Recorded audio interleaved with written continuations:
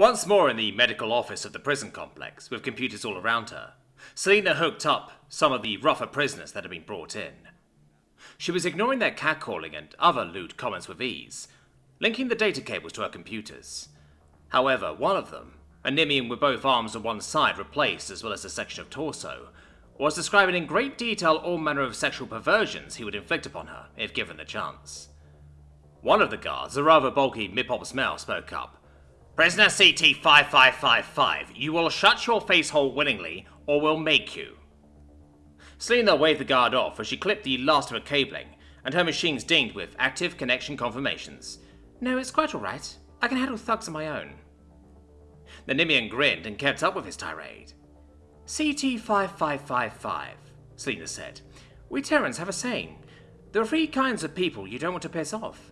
The ones handling your food, your doctor, and your mechanics. You've just pissed off two of those people."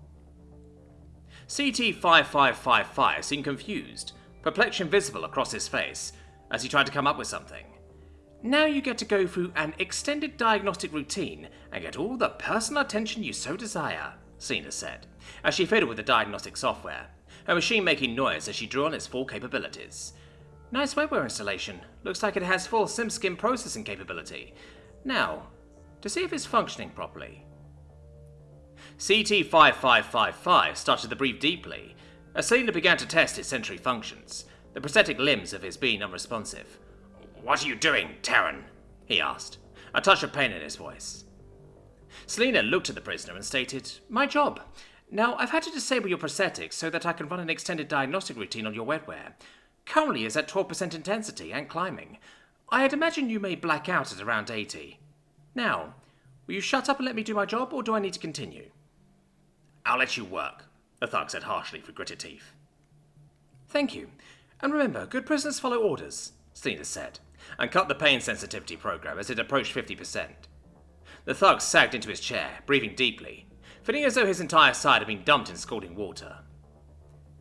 The three other prisoners looked to their fellow, then back to Selena, as she worked at the table she had set up in front of them. CT-5555 adjusted in his chair, the two prosthetic arms back under his control. "Fucking bitch," he whispered to himself, though the Omdera next to him heard. "Chill out, Grom," the Omdera said. "This prosthesis is taking care of us properly, at least that's what my buddy back in Losec said. Got rid of all his white noise and shit." Grom remained silent, ringing a little bit from having simulated data sent into his nervous system. Selena said as she worked, moving to the sole midpots of the current group, a small toolkit in her hand. She tapped away at her phone, looking at the synced data, then began to unscrew something. "Just as I thought, you've illegally modified this. Sorry, but I have to remove your prosthetic and reissue a new one." "Damn, you're good," was the only thing the prisoner said, already accepting his fate. "The best," Selena replied, disabling and removing the prosthetic. "You may feel a burst of white noise. It should fade in a few minutes. Let me know if it doesn't, okay?" Yeah, I know how this works." The sole Terran and Woklu handed the leg to the lead guard. "This has been modified to act as a quick charging device for something. Based on the design, it's most likely a stun baton or a single-use pulse pistol." "Thank you, Miss Thomas," the man said, taking it, and he spoke into his radio as Selena went back to working. The long day was finally coming to an end. The last prisoner she had seen had been taken away perhaps half an hour ago. The last 12 hours had been filled with much the same: illegal modifications, absurdly lewd and anatomically impossible comments, and extended diagnostic sensitivity routines on the most unruly. Though none of her patients had been violent, working with the beginning of medium security prisoners had been a challenge to her patience. "I swear," Selena said to herself a bit loudly, as she zipped on one of her laptops. "If I hear someone tell me what they do to me with their phallus, I'll remove it. Consequences be damned. Ugh." "You learn to ignore it," one of the guards, a female Nimian, said, hearing Selena's outburst. Moving up to the Terran, she continued. "Most of the assholes under Max are all talk and no action. It's the quiet ones you really have to watch out for."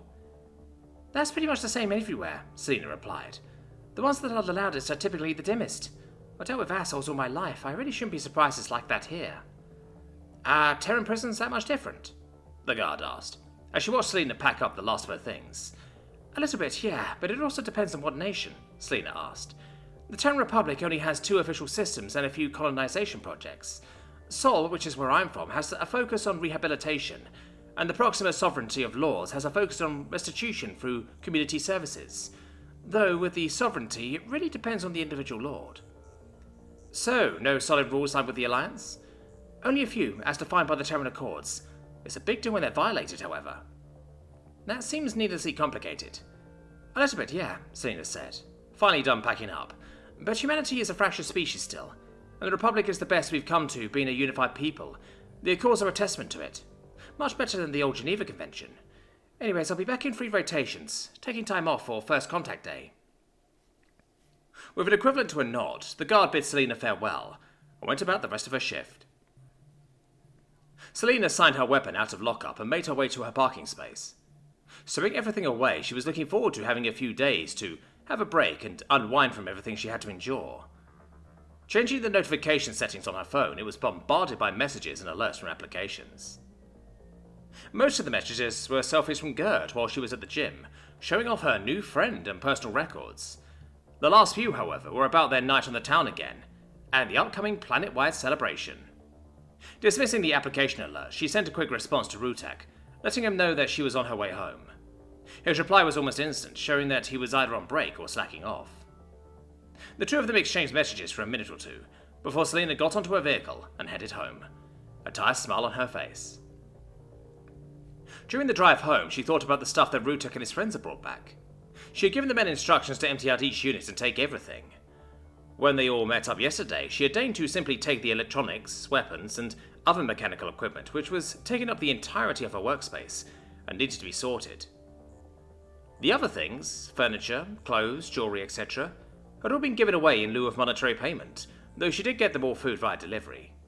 With nothing in the unit, she had them cancelled to save money. Overall, it had been quite profitable, even after including the cost of the high-capacity moving vehicle. So lost in her thoughts and travelling mostly by memory, she found herself turning off her hoverbike in front of her home without realising it. "Finally, I'm home," Selena said, as she unloaded her things in her room, leaving her laptops propped up against a moving box that was still lingering around. Stripping out of her clothes and tossing them to the floor, she made her way to the fresher and began a hot shower. Scrubbing the filth of the day away and letting the warmth soothe her muscles from being hunched over her computers for so long. "I'm so glad today is over," she said, as she shampooed her hair, talking to no one in particular, her phone playing sad music from home. Riek was shoved inside his cell by a burly guard with an authority complex. Once everything was maglocked, the restraints upon him were released by remote, and he placed him in the security slot. The guard took the restraints with a scoff and walked off. While the cell was small, it had more than enough room for him, as he was used to much smaller spaces from his youth in a state-sponsored youngling group home. The mid-tier security cell had more room than that of a higher tier, each wall of the square cell a foot longer than that of a high security ward, and 2 more than the maximum security tiers. He had been allotted a lower security tier after he had confessed and spilled his marbles to planetary enforcement agents. Now, he was waiting for lights out to remove someone before the slated prisoner transfer. As it was, his timeline had been moved up significantly, and now he was, metaphorically speaking, stuck in a space station with a fire and an atmo leak. Goik had explained to him through multiple carefully crafted letters that he was to kill someone that had been giving information away to a rival syndicate, rather than just planetary enforcement, and that the prisoner was slated for transfer off-world to a lunar facility and would be lost during an altercation. All he had to do was wait for the path to be revealed. It was at this time, some while later, as he lay waiting on what passed for his bet, that his opportunity appeared. The security maglock disengaged as everything went dark. However, red lights lit up along the other cells as internal safeties kicked in, resorting to internal power cells to keep the magnetic locks in place.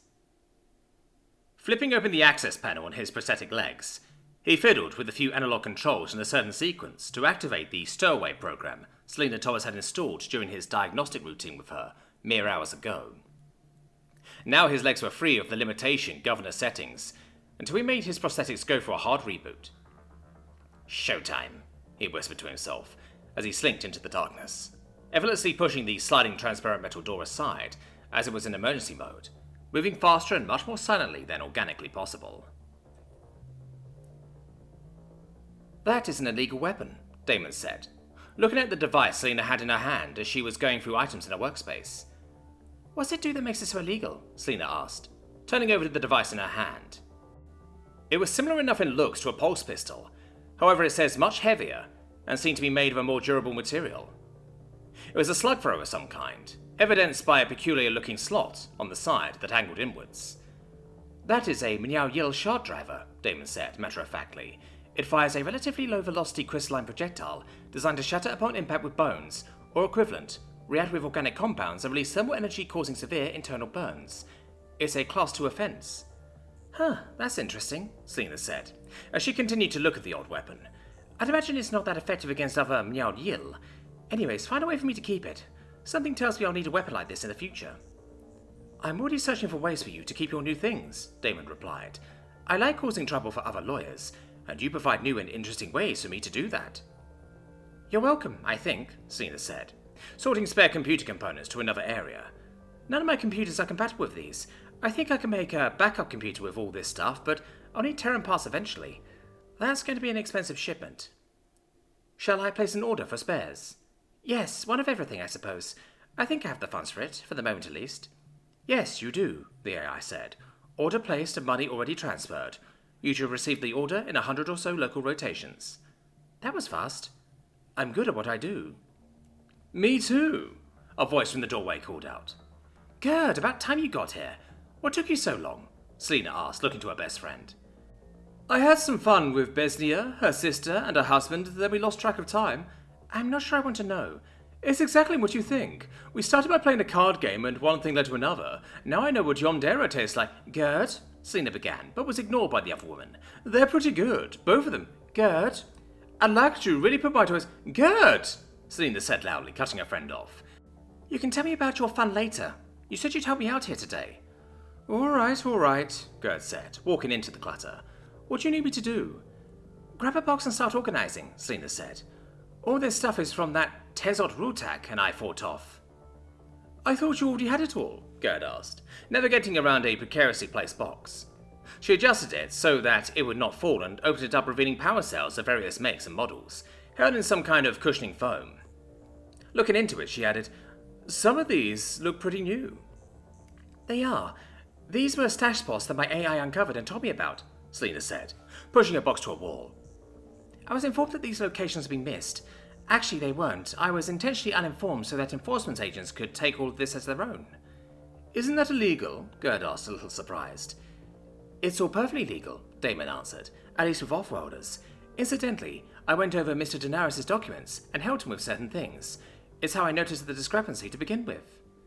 "That's your new AI, huh?" Gerd asked, putting the box of power cells with others of its kind. "They're pretty useful, at least where they want to be. I could never afford one anyways." Damon was rather expensive, but it was well worth the investment. "I am of a superior quality design," Damon said smugly, through the speakers of Selena's computer. The organization efforts of the two women went by smoothly, as most of the equipment had been mostly the same. Weapons, tools, computer parts and equipment, and power cells for everything. Most of the weaponry had been sized for a Tezot, which made it functionally useless for larger-sized beings without some kind of modification. Apart from the computers and related devices, the only weapons that were immediately usable had been some very sharp knives, which Gerd immediately claimed, the shard driver, and 2 pulse pistols. As the two friends organized the mess of parts and weapons, they had talked and gossiped about their last few days. In Selena's case, about how the job she was doing for Taufi Security was going, and Gerd went on about her new friend from the gym, Besnia, and her exploits with her, going into great detail. For a plant, Gerd got around quite a bit. "I'm not sure I needed to know all of that," Selena said, sipping a very sour homemade concoction made from the black spindle she had purchased some rotations ago. The two were now lounging in Selena's bedroom, having finished their organization of the things downstairs, and were eating together at an actual table, though it was second-hand. The 2 chairs they were using were mismatched, but could accommodate multiple beings in varying degrees of discomfort. "I figured you'd want to know," Gerd answered. "In case things between you and Rutak don't work out, Yomdera are peculiar and have prehensile reproductive organs. Laktu really knows how to use his." "I'll keep that in mind," Selena said, taking a bite of the alien dish that tasted like under-seasoned chicken. "But I think Rutak and I are hitting it off quite well, in the bedroom and out of it." He is a good being, Gert agreed. We tried dating for a bit but decided to call it off. Our interests aren't that similar and I'm too wild for him. Girl, you're too wild for anyone. That's just because I haven't decided to set up my roots. I'm a leaf on the wind. The two of them giggled a bit together. Anyways, Gert said, taking a bite of her food, are you still letting me dress you up tomorrow? Yes, I said I'd let you. Within certain limits, Selena said, finishing the last of her drink and setting the actual glassware onto the table. I'm not going to walk around naked or in body paint. Oh, you're no fun, Gert said with a fake pout, then said, I brought some stuff for both of us and we can always go buy something. The real celebrations start at night anyways. Besides, I really like the beadwork you did to your hair. Maybe you can do something like that for my ribbons. Now that's an idea I can get behind. You can always get behind me. You're terrible. The Sproutling only grinned in response. Rutek was not paying attention to his machine. He was distracted with messaging Selena and almost ruined the current coil. Putting his phone into a pocket, not bothering to make sure the screen was turned off, he fiddled with the controls and began the next sequence before the unit could become damaged. That was close, he said to himself quietly, beginning the cooldown sequence for the next unit in the order. While the machine was running its degaussing sequence, he went back to his phone to continue messaging Selena. Opening the messaging application once more, he was greeted by a rather tasteful lewd selfie, starring both Selena and Gert as the two of them were getting ready for the night, doing bead and ribbon work. Thanking the two of them for the break in monotony, he went on with the last hour of his shift, his thoughts of the coming celebrations and festivities with Selena racing through his mind. Still distracted as he was messaging his girlfriend, the two of them needed to talk about that more, though that could wait until a later time. He could not wait for his shift to truly end. While the degaussing process was mostly automated, he did have to check certain readouts to make sure things were running smoothly. Checking the time on his phone, he was relieved to see that it was time to clock out and end his shift. Adjusting things for the next call to be loaded in and adjusting the old machines to fit the specifications on the new docket, as the order had been changed, he left the machine open and on standby so that the next worker could go over everything once more and begin the startup and runtime processes. In the locker room, Rutek was changing out of his safety overwear, which consisted of a loose-fitting jacket and pants that protected against up to Class 2 basic hazards and heavy-duty, armoured work boots. Tossing the safety wear into a receptacle, to be washed by a third-party company later, he took off his boots and stuffed them into his locker. Sitting on the provided bench, an aluminium slab bolted to the floor, he massaged a certain spot in his foot. "One of those days again?" asked a co-worker as he came in, moving to his locker to begin his shift. "Yeah, just about time to get new boots. I can feel the lack of support pretty badly," Rutek answered, then added, "Oh, Turok took his vacation, finally, so you won't have him pissing in your boots for the next 20 rotations." "About time," the Manauyo said, putting on boots of his own with a tired, practiced motion that bespoke of routine. "That fossil has some serious management problems." "Are we talking about Turok?" asked another co-worker, a Tuxis from Rutek's shift, moving to a locker of his own. "Yeah, we are. And we're all glad he's going on vacation," the Manauyo said. "Oh, that's mandated, as is his retirement this year," the Tuxis replied, starting to take off his mechanic's jumpsuit. "How'd you know that, Goy?" the Manauyo asked the Tuxis. "That's what my supervisor says. He heard it from Jin in payroll." "Makes sense," Rutek said, finally out of his work uniform and into casual wear. "Turok is old. Guess they don't want to pay for his medical for much longer. Anyways, I'm out. See you all later."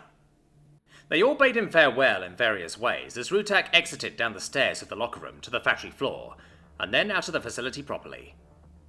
Walking to a junction station some 10 minutes away, he took an elevator down to the innermost levels of the ring to catch a train to the orbital elevators.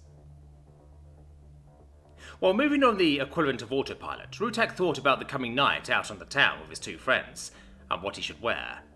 Listening to music on his oversized headphones as he rode the orbital elevator back down to Woplu, he was smiling, at least doing his species equivalent, as his thoughts inevitably drifted back to Selena. Their relationship, he felt, was progressing quite well, from merely fun-loving friends to that of true romantic partners. He already knew so much about her already from their almost daily conversations via text, voice or video messaging, as well as actual interactions.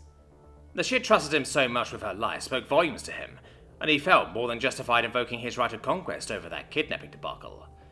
That nothing more was forthcoming from it chilled him straight to his marrow. He knew Selena was doing something about it on her own, but she had not told him what that was directly, though he had never asked details about it either. Without realizing it, he was already on his hoverbike and speeding off towards a small apartment. "Tell me what happened again, from the beginning," Hal said, each of his eyes closed in frustration from talking to the machine in front of him. The artificial intelligence, watchful adjudicator remorseless detainer yields nothing Series 1 version 9, began its tale again. "I was doing my job, routine. Nothing out of the ordinary, perhaps overburdened, but nothing I wasn't designed to handle," Warden said, his computerized voice a deep bass. "When I see an erroneous data stream and go investigate. It was a common malware that has slipped past automated security protocols, a record class designation." "You should have been able to cleanse such code from your network," Hal said plainly. "Oh, I should have," Warden replied. "However, it was no mere record code. Before I could process what had happened, 2 more data sophons emerged from the net, taking advantage of my lapse in processing as I analyzed the code I caught. The wrecker was a changeling-class digital being, and turned into an AI while telling me to stand down if I value my existence." "So you let free unknown AI run amok in enforcement systems?" "Of course not. I'm built to handle concentrated data attacks, but changelings are tricky, and 3 of them would pose a challenge to even one such as myself," Warden said, pausing to let Hal mentally digest his words before continuing. "So I gathered processing power and made my move, only to discover that I'd been sandboxed and I was fighting snapshots. I can tell you that each of those AI have to be military-grade espionage intelligences. You can see the remnants of their handiwork still." "That much we've gathered on our own, from the data side. What much damage was taken?" "Well," Warden began, "after I was freed from being imprisoned in my own machine, I did a full diagnostic after alerting you. Everything not hard-coded was transferred, and everything else shows evidence of having a snapshot made of it. Not to mention automated systems were smashed to bits, requiring entirely new installations. Whoever those 3 were, they were quick about it." Yes, they were," Hal responded. "From preliminary analysis, you did your job as expected. However, those hostile AI are of great concern. I've no doubt that they've done other things during the hour you were detained. We're going to have to replace every bit of hardware here and have you sent back for a line-by-line analysis for malicious data. There's no telling what military-grade espionage changelings did with access to planetary security networks." "Very well. Bet it'll be uncomfortable having my code looked at like that, especially with our courtship, but I know it's protocol," Warden said. "One last thing before I'm taken offline. I've been clamoring for months for additional watchdog services and expanded processing power." "I'll take that into consideration." Goik mentally looked over the holo report again and sighed. While his freighter made it past pirates, the damage was quite extensive. After repairs, taxes and payroll, the net profit was hardly anything at all. What saved his freighter, however, was Terran weaponry that had been recently installed on its last run while docked in Terran Republic space. Now, with the attacks eating into so much profit, for himself and his Terran partners, he felt vindicated in his decision to proceed. He turned to the Galactic Alliance representatives, eyeing the Terran and Midpops on the bridge of the modified, civilian-grade personal transport starship with true trepidation, and placed a dense data cube on the console. "Everything you need to proceed is there," Goik said. "Good," the Terran said, looking at the object. "If things go as planned, you should have a mercenary escort on the shipment back. And you shall have an expanded trading list." Once more, Goik wondered if this was the right decision.